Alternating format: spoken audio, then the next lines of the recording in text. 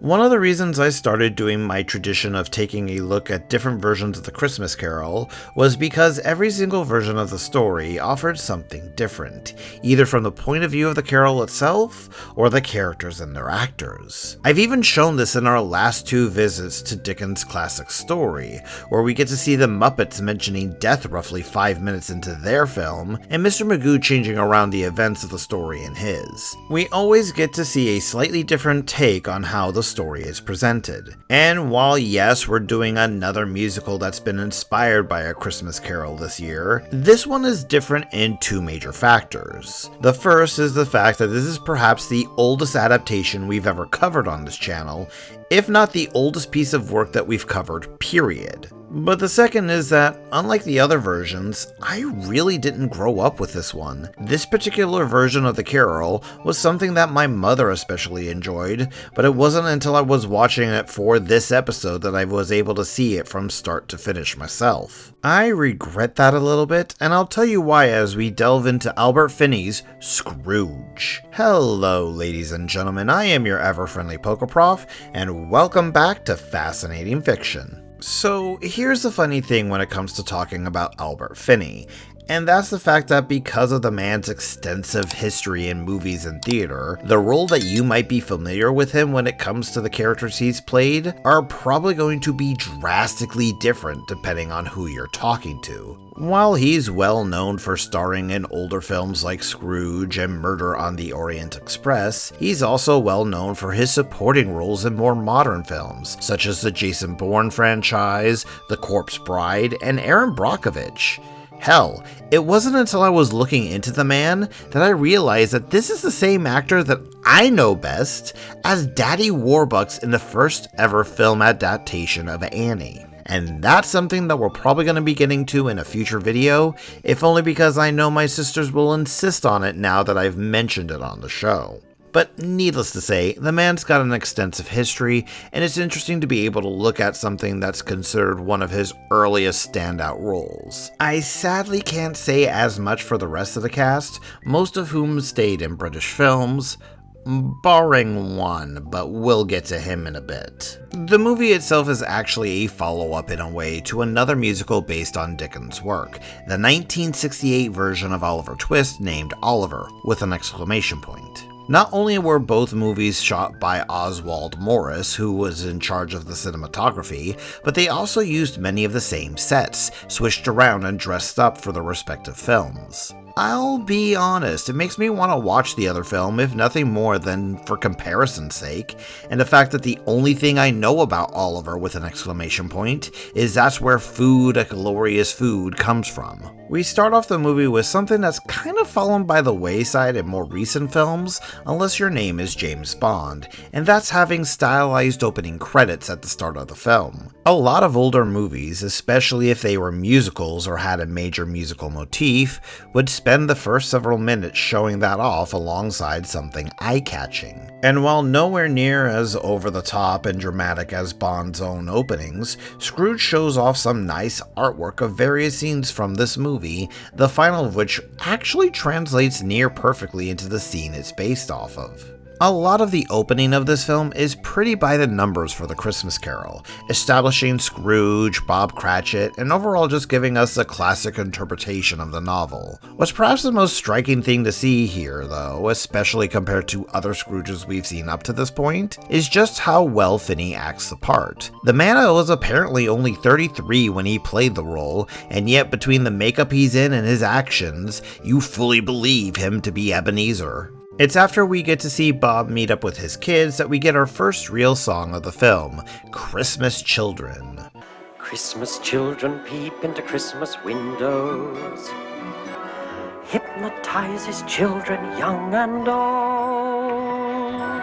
It's actually kind of sad that this is the only song that Cratchit gets to sing, as his actor, Dave Collins, actually has a pretty decent voice. During the sequence, the movie goes out of its way to show the difference in the level of wealth that most of the town has when compared to Cratchit. While everyone else is spending insane amounts of money on things like presents and wine, Bob is using the most of his tiny amount of money to make his Christmas special for his family. They also do a nice little bit of foreshadowing with the Christmas goose as well, which is something that I can appreciate from a writer's perspective. I'm also not going to be focusing too much on some of the more common elements of the Christmas Carol, since this is the third time around that we've gone over the story, and there are just some elements that don't really change. That's the case here for the Gentleman of Charity, just giving the classic lines and situation out of the way for future payoff. Instead, after meeting them, we get our next song of the movie from Albert Finney himself, I Hate People. I hate people. I hate people. The lyrics, while still painting Scrooge as a detestable creature who hates his fellow man, shows that part of that dislike comes from how frivolous and wasteful he sees the vast majority of the world, often to the point of having to borrow money from him to simply make ends meet. And while it's still not a valid reason to hate people, it does give it a little bit more depth than just, I like money. And that's not the only thing that is added here. Throughout the song, we see Scrooge talk to several different people that owe him money, and while on the one hand we see that he's still a skinflint and someone who will upcharge somebody else on a late bill, we also see that he has enough humanity in him that he doesn't demand immediate payment from anybody. He gives them time to pay him back. That's what makes Finney's Scrooge stand out from the others that we've seen thus far. The fact that we can see the potential for being redeemed even before the ghosts show up. We also get to see some of the quirks of musicals, especially older ones like Scrooge here, where we'll often either get exposition or character motivation entirely through song. Father Christmas, sung by the choir boys from the start of the film, is a bit more of the exposition style than character motivation, detailing just how bad Scrooge is. I do feel that it's a weaker song overall, however, since we've already got the other elements of the story highlighting that exact fact, but at least it's catchy.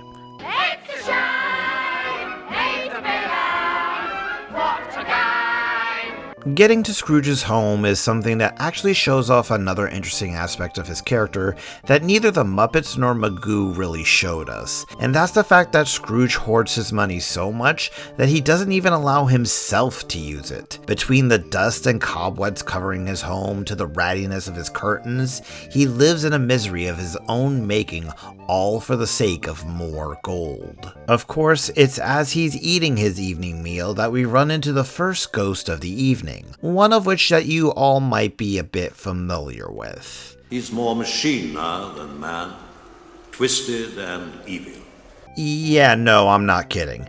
Jacob Marley in this movie is played by Alec Guinness, the original Kenobi of Star Wars. And while he's a little hammy here in how he portrays Scrooge's former partner, constantly swaying and arching to show off his ghostly nature, he's got enough presence to really make us believe that he is a ghost of some level of power.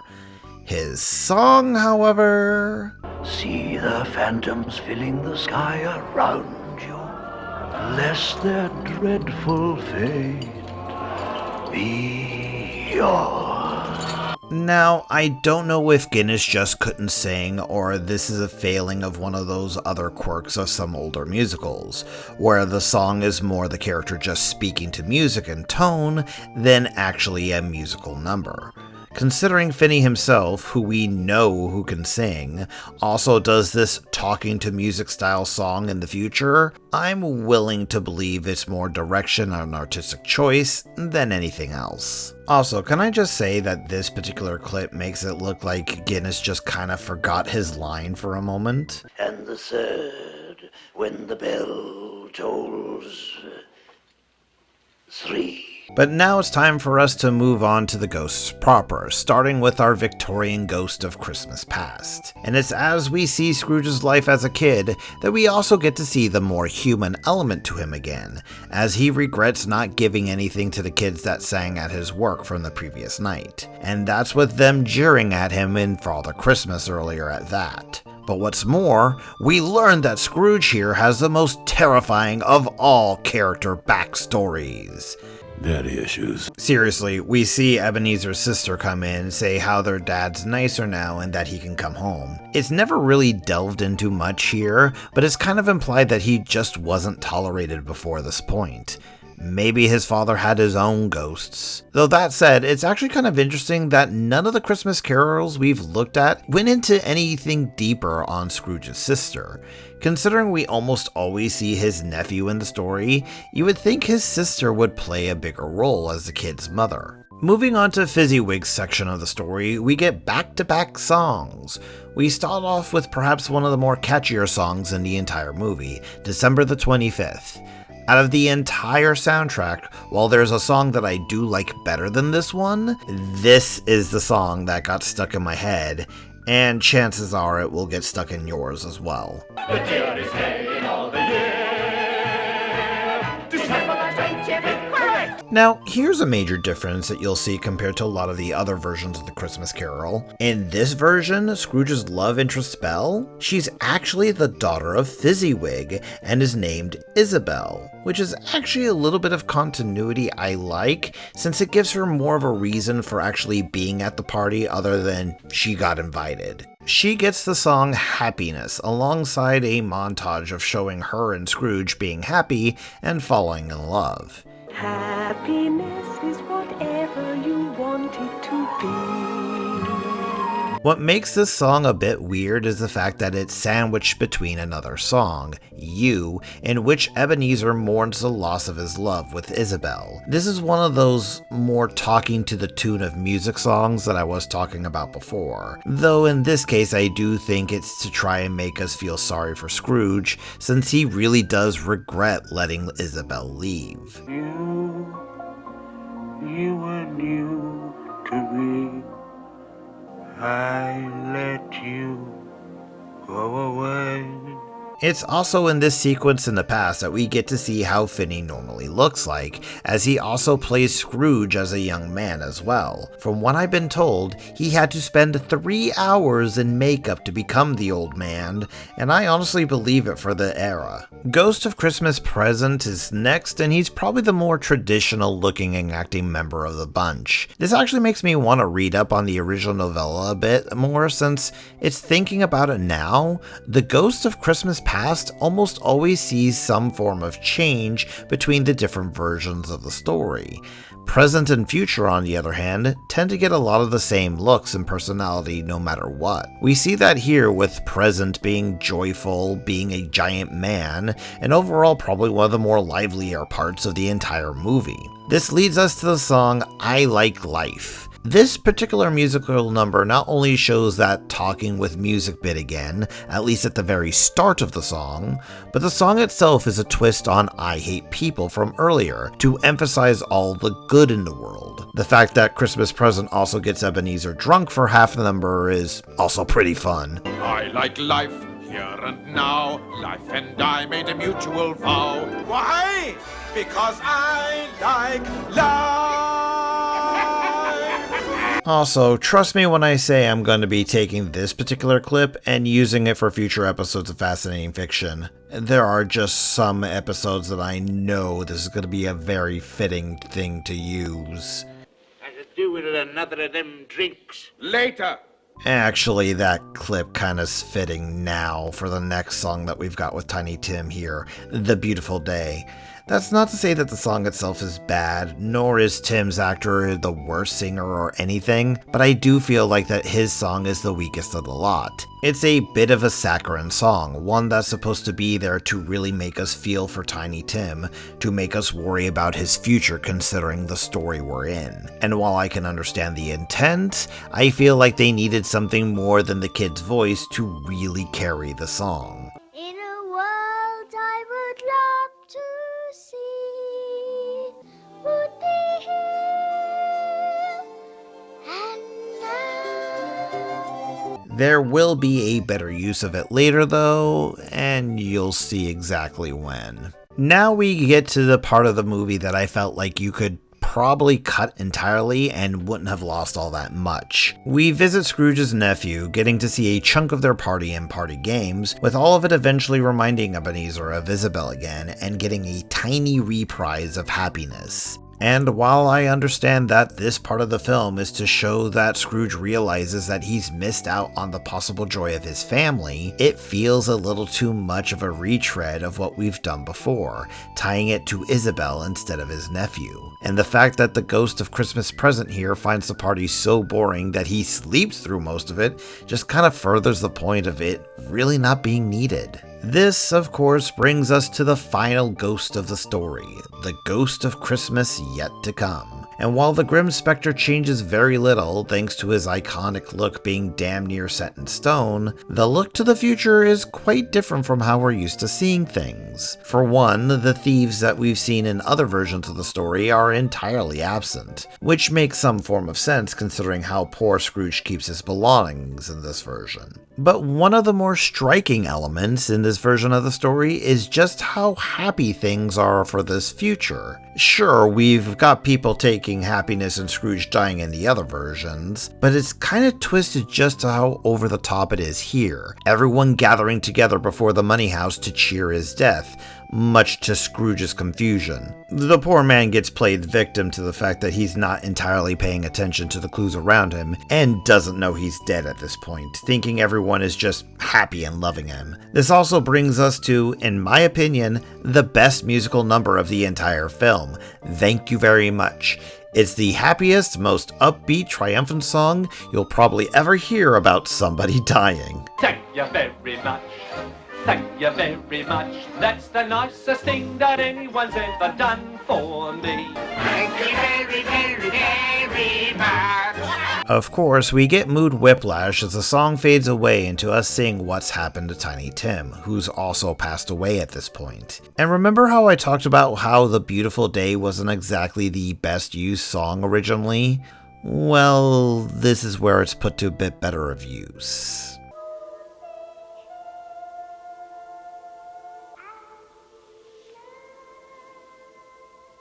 Yeah, even a bad song sung from a kid not quite in tune kind of hurts a bit when the kid's dead, so I'm gonna give the movie props there. We get to see Scrooge's tombstone after that, and this is where the movie takes a weird shift. First off, the ghost of Christmas future shows his bony whites to scare the old man into his grave, in which case we end up finding Ebenezer in hell.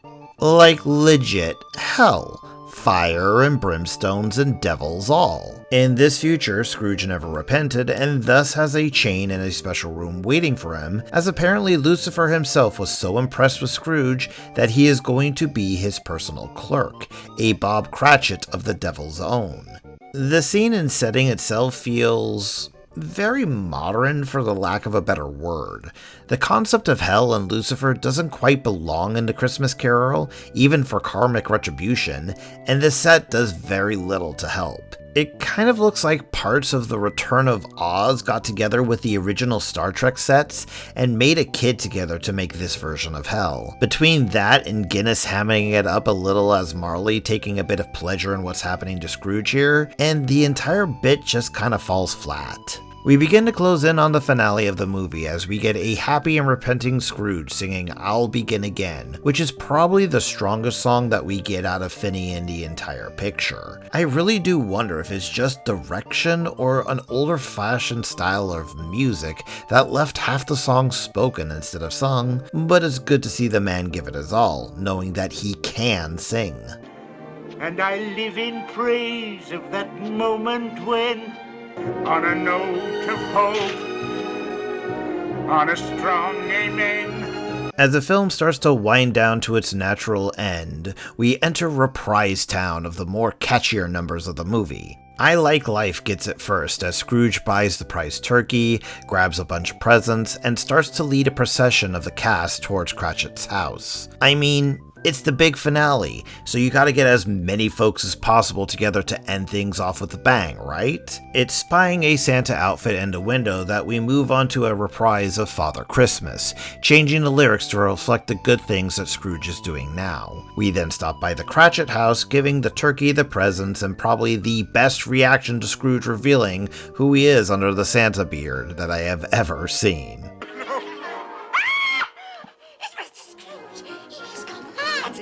Scrooge then erases everyone's debt to him, and that's when we delve into a reprise of Thank You Very Much. And I think it's really here that it struck me just how much money Scrooge is actually spending. While I am no expert when it comes to British currency, especially for outdated money, the amount that Ebenezer is spending isn't pocket change. I'm actually curious if anyone is familiar enough with shillings, crowns, and sovereigns that wouldn't mind actually spelling out for me just how much money this really is. The movie ends with Scrooge taking a break from everyone finishing off the final musical reprise, considering he's still an old man who can't always be singing and dancing. He gives a final thank you to Jacob Marley through his door knocker before going to go get ready to spend Christmas with his family. Partly in thanks to the age of the film, it's kind of hard to talk about any history that I haven't already covered, like the fact that Finney was in his 30s when they made the movie. Instead, its legacy is something that we'll cover, as it went on to win a Golden Globe Award, was nominated for more Globes and the Academy Awards, and eventually got its own stage musical in 1992. And what's more, only 2 years ago in 2022, we got an animated remake of the film that was released on Netflix, using many of the songs from this movie. I've not sat down and seen it myself, but I've heard both good and bad things about it, so reaction's been mixed. I'd say that we might cover it next year, but I think that we might want to be doing a Christmas Carol movie that isn't a musical. I might leave the decision up to you guys. As far as my own personal thoughts on Scrooge, I think it's an enjoyable movie, amazing in some aspects, but overall a flawed experience. It shines the best when it's really able to focus on Scrooge as a character, showing both the cruel miser while also allowing us to see the kind man he'll eventually become. The rest of the actors give great performances, with each of them doing their best within the limited roles of the movie. The music is honestly where it falters the most, which is what makes or breaks a musical. Especially when so many lines and a lot of the songs are just spoken, it leaves a lot of them feeling lifeless or wondering why they even put music there in the first place. Some of the choices they go with are just odd, especially considering the range of the actors they had. Chances are you'll likely come away singing either December the 25th or Thank You Very Much by the time you're finished with things. As an adaptation of The Christmas Carol, it's probably one of the better ones out there, really delving into Scrooge as a character and making him more human than I've seen in some of the other versions. And while I'll probably go watch the Muppets or Magoo version of the story before I would return to Finney's, it's still an enjoyable watch and worth the time to at least give a single viewing if you've never seen it. Who knows, you might just be saying thank you very much by movie's end. Merry Christmas! Merry Christmas! With all that said, I hope I've done a good job to entertain you, and I'll do my best to do so again in the future. Hopefully you'll follow along with all my content by subscribing and doing all these other things that gives us YouTubers life. If you wish to support me a bit more, I do have a Patreon where you can get access to bonus content. But until next time, stay frosty and Merry Christmas.